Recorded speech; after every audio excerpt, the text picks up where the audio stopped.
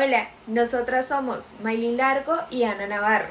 Nuestro video se centra en el libro Lo que no tiene nombre de Piedad Bonet, una obra que relata la experiencia de la autora frente a la enfermedad y la muerte de su hijo Daniel. A partir de este caso compartiremos algunas reflexiones sobre el impacto de la salud mental y los estigmas que la rodean. En la introducción del libro Lo que no tiene nombre, se cuenta que Piedad Bonet lo escribió después de la muerte de su hijo Daniel. Allí ella comparte cómo fue su experiencia como madre, lo que significó convivir con la enfermedad mental de su hijo y todo el proceso de dolor y duelo que tuvo que enfrentar junto a su familia.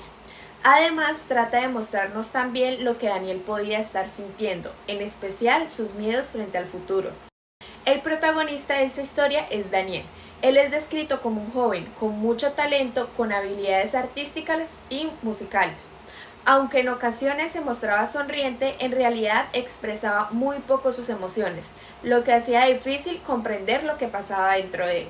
Por último, aparecen los indicios de enfermedad, entre ellos están los delirios, que podían ser persecutorios, referenciales o de grandeza, las alucinaciones, el discurso y el comportamiento desorganizado, la irritabilidad, los síntomas negativos como la falta de motivación o de disfrute y finalmente el retraimiento social, lo que llevaba a aislarse a Daniel cada vez más.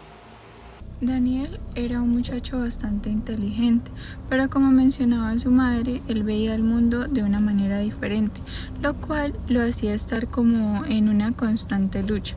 A lo largo del relato se va notando el deterioro físico y cognitivo que él comienza a sufrir, y este trastorno no solo afectaba a Daniel, sino también a su familia. Un ejemplo es cuando iban de viaje y él tuvo un episodio psicótico donde al inicio no quería regresarse y salió corriendo.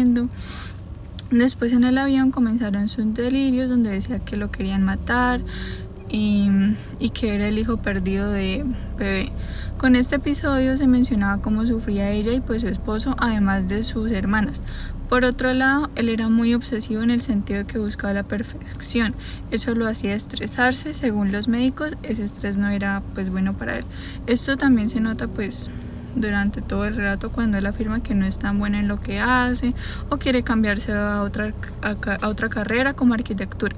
Luego menciona que no volverá a pintar por la misma enfermedad y esa personalidad, donde él menciona que la pintura ya es cosa del pasado. Él desencadenaba muchas conductas que alteraban a él mismo y preocupaba a su familia al mismo tiempo. En todo el relato también se pudieron observar múltiples diagnósticos y muchos de ellos resultaban equivocados.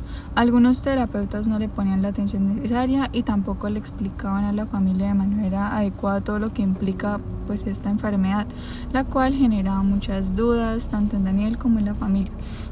Del primer terapeuta de Daniel no se menciona mucho, pero en este caso podemos ver los indicios de sus trastornos, ya que mencionaba que ese terapeuta quería volverlo loco y que le dijo que había que matar al padre. Después de esto él comienza a pasar por otros terapeutas, pero la mejoría no era muy grande en estos casos. Después Daniel empezó con la doctora N, quien no notaba nada raro y decía que solo estaba preocupado y confundido. En la siguiente consulta sí notó algo raro.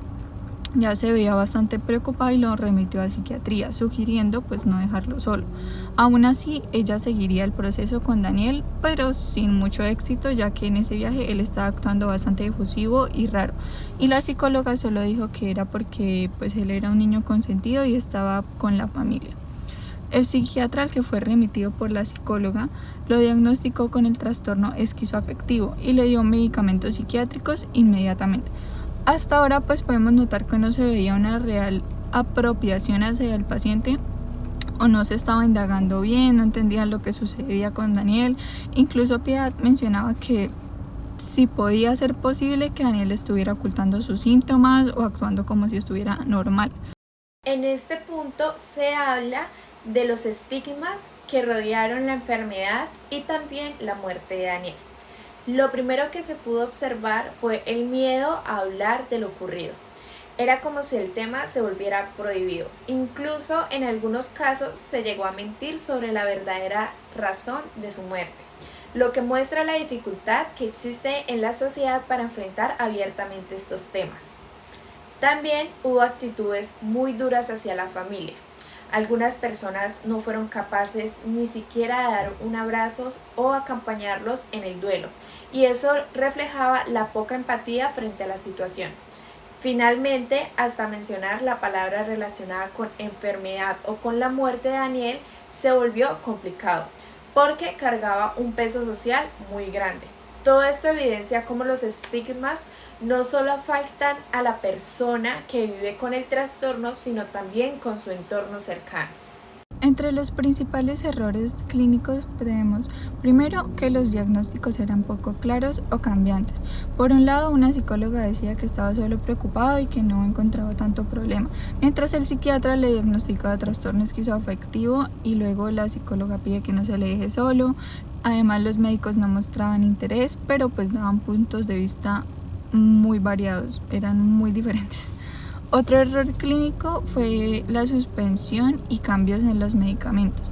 Primero le mandaban un medicamento fuerte para después suspenderlo, después se lo volvían a administrar y luego bajaban la dosis. Eso pues mantenía también confundido a Daniel, incluso él en una ocasión pensó en dejar el medicamento y dijo que era la mejor decisión.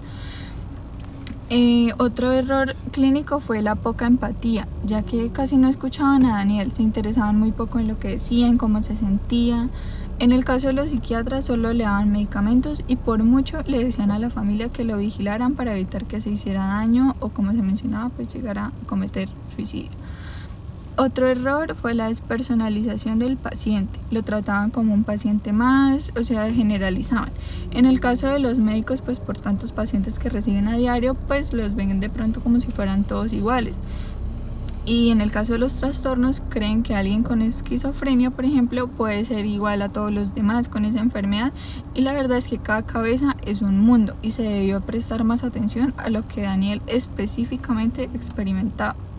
Por otro lado, había falta de orientación hacia la familia. En algunos casos le decían que estuviera para él, pero pues no había una manera de actuar, no sabían cómo actuar de manera más adecuada. El libro Lo que no tiene nombre de Piaget Bonet me permite acercarme al sufrimiento desde una mirada mucho más humana y psicológica. La historia de Daniel muestra con claridad que una enfermedad mental no solo afecta a la persona que lo padece, sino también impacta profundamente a todo su entorno familiar, generando sentimientos de impotencia, frustración y un duelo constante.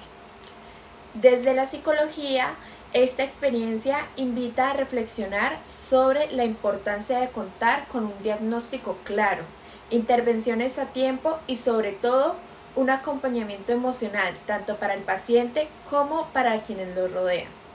Además, resalta cómo el estigma y el silencio aún existen frente a la salud mental, y esto hace que sea todavía más difícil enfrentar estas situaciones.